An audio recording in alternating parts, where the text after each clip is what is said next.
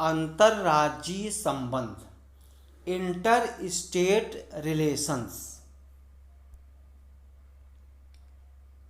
भारतीय संघीय व्यवस्था की सफलता मात्र केंद्र तथा राज्यों के सौहार्दपूर्ण संबंधों तथा घनिष्ठ सहभागिता पर ही नहीं अपितु राज्यों के अंतर संबंधों पर भी निर्भर करती है।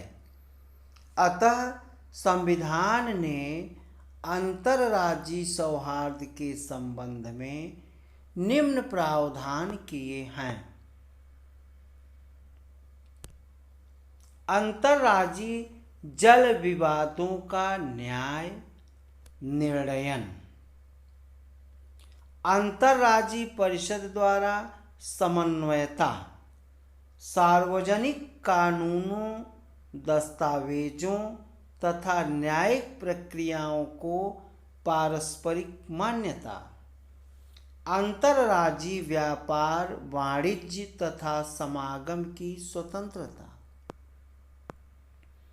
इसके अंतर्गत संसद द्वारा अंतर्राज्यीय सहभागिता तथा समानता को बढ़ाने के लिए क्षेत्रीय परिषदों का गठन किया गया है। अंतर्राज्यीय जल विवाद। संविधान का अनुच्छेद 262 अंतर्राज्यीय जल विवादों के न्याय निर्णय से संबंधित है। इसमें दो प्रावधान हैं। पहला, संसद कानून बनाकर अंतर्राज्यीय नदियों तथा नदी घाटियों के जल के प्रयोग, बंटवारे तथा नियंत्रण से संबंधित किसी विवाद पर शिकायत का न्याय निर्णय कर सकती है।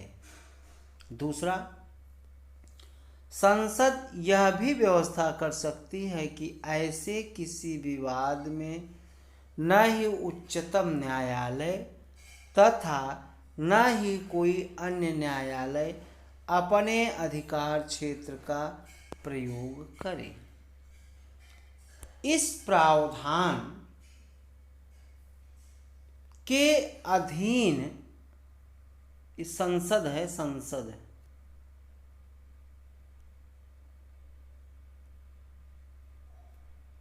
संसद ने दो कानून बनाए।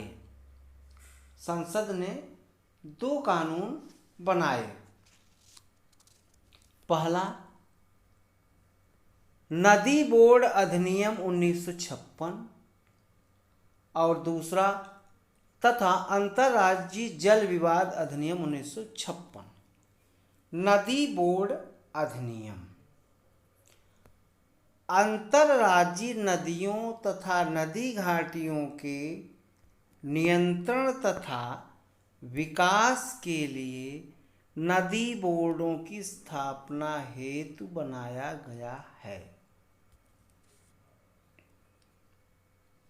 अंतर्राज्यीय जल विवाद अधिनियम केंद्र सरकार को अंतर्राज्यीय नदी अथवा नदी घाटी के जल के संबंध में दो अथवा अधिक राज्यों के मध्य विवाद के न्याय निर्णय हेतु एक अस्थायी न्यायालय का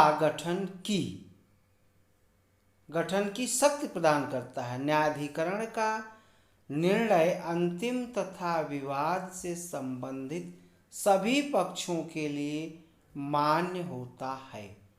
अंतर्राज्यीय जल विवाद के निपटारे के लिए अतिरिक्त न्यायिक तंत्र की आवश्यकता इस प्रकार है। यदि जल विवादों से विधिक अधिकार या हित जुड़े हुए हैं तो उच्चतम न्यायालय को यह अधिकार है कि वह राज्यों के मध्य जल विवादों की स्थिति में उनसे जुड़े मामलों की सुनवाई कर सकता है। अब तक मतलब 2016 तक केंद्र सरकार 8 अंतर्राज्यीय जल विवाद न्यायाधिकरणों का गठन कर चुकी है। पहला है 1969 में इसकी स्थापना हुई थी, कृष्णा जल विवाद न्यायाधिकरण। संबंधित राज्य है महाराष्ट्र, कर्नाटक एवं आंध्र प्रदेश। गोदावरी जल न्यायाधिकरण, ये भी 1969 में बना था। इसमें राज्य हैं महाराष्ट्र, कर्नाटक, आंध्र प्रदेश, मध्य प्रदेश एवं उड़ीसा। उसी तरह नर्मदा जल न्यायाधिकरण, ये भी 1969 में गठित हुआ। राजस्थान, गुजरात, मध्य प्रदेश एवं महाराष्ट्र। फिर 2004 में द्वितीय कृष्णा जल विवाद न्यायाधिकरण बना, महाराष्ट्र, कर्नाटक एवं आंध्र प्रदेश। वंशधारा जल विवाद न्यायाधिकरण 2010, उड़ीसा एवं आंध्र प्रदेश। अब हम लोग देखते हैं अंतर्राज्यीय परिषद। अनुच्छेद 263 राज्यों के मध्य तथा केंद्र तथा राज्यों के मध्य समन्वय के लिए अंतर्राज्यीय परिषद के गठन की व्यवस्था करता है। इस प्रकार राष्ट्रपति यदि किसी समय यह महसूस करे कि ऐसी परिषद का गठन सार्वजनिक हित में है, तो वह ऐसी परिषद का गठन करता है। कि राष्ट्रपति ऐसी परिषद के कर्तव्य, उसके संगठन और उसके प्रक्रिया को परिभाषित कर सकता है। यद्यपि राष्ट्रपति को अंतर्राज्यीय परिषद के कर्तव्यों के निर्धारण की शक्ति प्राप्त है, तथापि अनुच्छेद 263 निम्नानुसार इसके कर्तव्यों का उल्लेख करता है। राज्यों के मध्य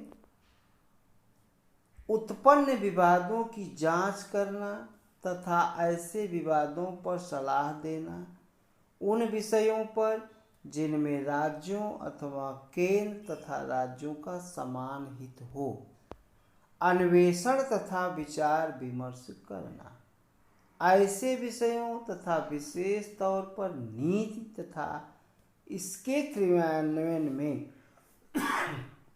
बेहतर समन्वय के लिए संस्तुति करना, परिषद के अंतर्राज्यीय विवादों पर जांच करने तथा सलाह देने की उच्चतम न्यायालय के अनुच्छेद 131 के अंतर्गत सरकारों के मध्य कानूनी विवादों के नियम के अधिकार क्षेत्र के संपूरक है। अंतर्राज्यीय परिषद की स्थापना। सरकारिया आयोग की उपरोक्त सिफारिशों को मानते हुए बीपी सिंह के नेतृत्व वाली जनता दल सरकार ने 1990 में अंतर्राज्यीय परिषद का गठन किया। इसमें निम्न सदस्य थे: अध्यक्ष प्रधानमंत्री, सभी राज्यों के मुख्यमंत्री, विधानसभा वाले केंद्र शासित प्रदेशों के मुख्यमंत्री, उन केंद्र शासित प्रदेशों के प्रशासक जहां विधानसभा नहीं है, राष्ट्रपति शासन वाले राज्यों के राज्यपाल, प्रधानमंत्री द्वारा नामित 6 केंद्रीय कैबिनेट मंत्री, गृह मंत्री सहित। अंतर्राज्यीय परिषद की स्थापना। केंद्र तथा राज्य संबंधों से संबंधित सरकारिया आयोग 1983-87 ने संविधान के अंतर्गत अनुच्छेद 263 के अंतर्गत नियमित अंतर्राज्यीय परिषद की स्थापना के सुझाव दिए। क्षेत्रीय परिषद सांविधानिक निकाय है, न कि संवैधानिक। इसका गठन संसद द्वारा अधिनियम बनाकर किया गया है, जो कि राज्य पुनर्गठन अधिनियम 1956 है। इस कानून ने देश को 5 क्षेत्रों में विभाजित किया है: उत्तरी, मध्य पूर्वी, पश्चिमी तथा दक्षिणी। आज इतना है। वीडियो को लाइक, सब्सक्राइब, शेयर अवश्य करें। आप लोगों का बहुत बहुत धन्यवाद।